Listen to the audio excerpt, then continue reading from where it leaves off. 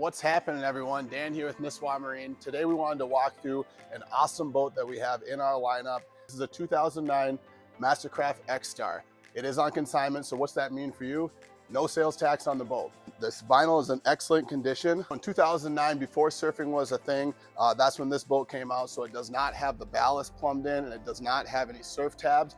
That doesn't mean this boat can't surf. It's well equipped right now for wakeboarding and skiing and just kind of cruising on the lake. But if you wanted to option it for surfing, all you would need to do is throw in some mission bags. Otherwise, you could put on a surf attachment on the sides. We have swivel board racks, nice option of tower speakers on top, the JL audio. So the boat does have heaters. It has a perfect pass, a nice captain setup right here with an adjustable steering wheel, a bolster seat for when you're pulling water sports or if you're driving and you want to see what's over the front of you. A good rear mirror, my favorite, the walk-through door.